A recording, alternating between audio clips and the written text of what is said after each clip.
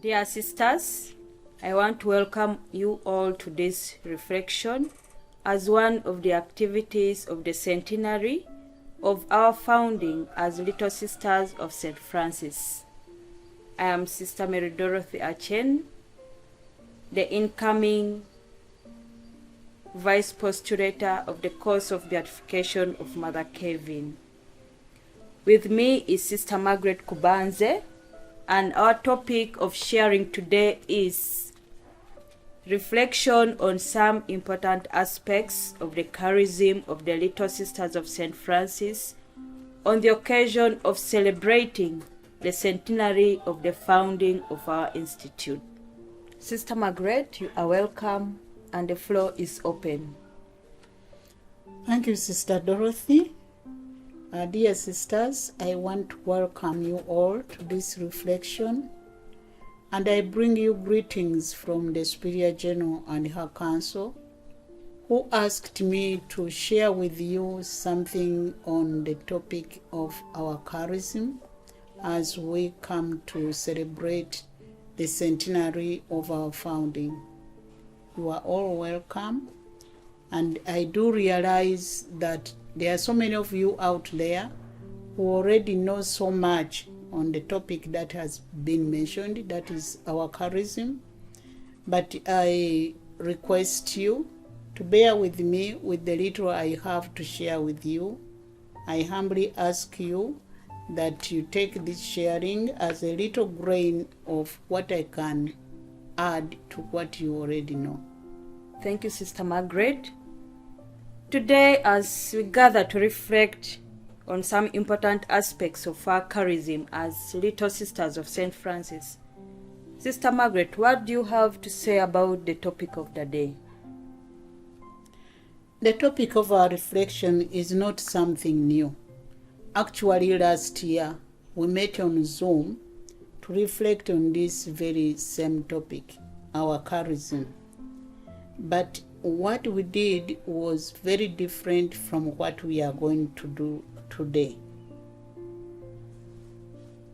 Thank you, Sister. We are yearning to hear what is different today. So now, it seems that we are going deeper and deeper into the waters. But before you lead us there, a number of us would appreciate being reminded what was shared last year about the same topic. Some of us were not able to attend. Some of us might have forgotten. Please, do you mind taking us back through the memory line? Yes, Sister Dorothy. I ask again those who already know what we are going to share on, and those who were there during the Zoom meeting, to bear with me as I go through these repetitions, but I hope that, according to our African saying, the more I repeat leftovers, the more satisfaction you get. I hope that you will get more satisfied from repeating or from revising what I already talked about. So last year we dealt with the charism from a technical point of view. We looked at the important elements that make up a charism as stated by canon law.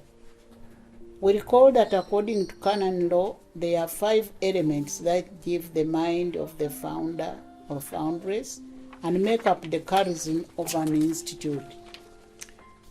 Sister Margaret, what are those 5 elements that make up a charism of an institute?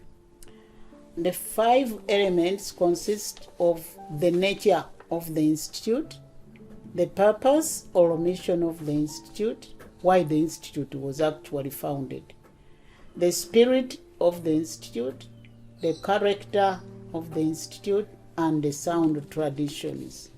Thank you, Sister, for those points. Now, talking about the nature, what does canon law say about the nature of a charism? The nature of the institute, which basically states whether the institute is one composed of men or women. In our case, it is very clear that Mother Kevin founded us to be a group of women religious and not a mixture.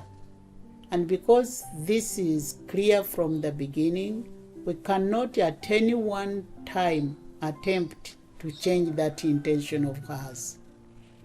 Thank you, sister. You have talked of the purpose or mission as an element. Say something more about that. The element of a charism that we call the purpose or mission is that for which the institute was founded. Why the institute was founded to begin with. This purpose or mission is expressed in the kind of the specific apostolate that was entrusted to the institute as the founder or foundress started that institute. In our case, the Little Sisters, it is clearly stated in the document which Bishop Billington wrote as he spelled out for Mother Kevin what was expected of our institute. Bishop Billington says that the mission of the Little Sisters consists of the following. 1. The sanctification of the sisters by means of the observance of the 3 religious vows. 2. That by a life of prayer they implore divine aid for the apostolic work. 3. That they perform works of charity according to the wishes of the Right Reverend Ordinary, that is, the bishop, wherever they are working, which in the first place is in the education and upbringing of girls and in the care of the sick. And so, now at that time, the most urgent work for us, that was of education, through which the sisters taught academic subjects as well as catechetical instructions. Within a classroom setting, like our sisters did not go out as catechists per se, but each sister was obliged to teach catechism in the class wherever she was teaching. Our work also included taking care of the sick, the lepers of that time, meaning in our time there are different kinds of lepers that we need to identify. Other types of our apostolate included teaching women to raise their standards of living in their homes, to take care of the elderly poor and the needy. Today we are challenged to discover the different kinds of needy people beyond those who lack the necessities of life. Our greatest responsibility of the leaders of the Institute is to ensure that they guide the members in the various activities that are embraced so that all remain faithful to the apostolate of the Institute. Thank you, sister. Now I understand why we do a lot of charity work. This is our purpose for which we were founded. Now, the spirit of the Institute. How do you explain it as an element of a charism? So the third element which canon law gives us as part of the charism is the spirit of the Institute. And this is the special gift that the founder or foundress receives from the Holy Spirit. It is exhibited in all the founder's activities, and it must flow to the members of the Institute. One can say that the spirit of the founder or foundress is the blood that flows into all the other elements of the charism of the Institute. In the case of the Little Sisters, we have come to discover that the most outstanding gift that filled Mother Kevin was the gift of compassion. Thank you, sister. Now, about the character of the Institute, what do you have to say about it? That is the fourth element of a charism, the character of the Institute. This applies to how the founder chose to live within the church. Some founders preferred to be enclosed, while others remained engaged in active mission in the church. We have examples of enclosed orders, such as the Poor Clares the Benedictines and many others that you know of. Mother Kevin, for certain, never intended our institute to be an enclosed order. The character of our institute is an active one. However, we are supposed to distinguish between contemplative prayer and an enclosed lifestyle. By our Franciscan nature, we engage in contemplative prayer, whereby we give ample time to personal meditation that takes us beyond simply talking to God and leads us to self-surrender, to a transformative prayer where true conversion of heart takes place. Thank you, sister. There is the last one, sound traditions of an institute. What do they tell us about? The sound traditions of an institute, these consist of practices that the founder or foundress formed in an effort to live her call more faithfully. They are called sound because they must not contradict the customs of the church. There are many traditions that Mother Kevin left for the little sisters, such as the greeting of each other, God give us his holy peace, and so many others that are available in the book, which is the history of the Institute of the Little Sisters of St. Francis, a context for the beatification of Mother Mary Kevin Carney. Thank you very much, Sister Margaret, for taking us through the 5 elements of a charism according to canon law. You have reminded us of what canon law means and tells us, because some of us don't read the canon, so we get it through you. So sisters, Sister Margaret has shared with us about the nature of a charism.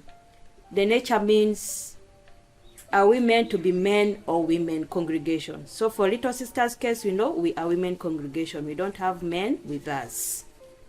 The second is the purpose of mission.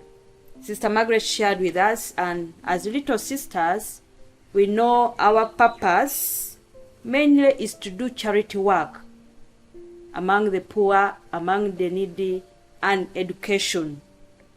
Mother Kevin founded us with the intention of uplifting a girl child who was lagging behind in the education field. Sister Margaret, you talked of the spirit of the Institute. Our spirit, according to canon law and Mother Kevin, is compassion. Compassion should be the driving force behind all our activities in mission or apostolate.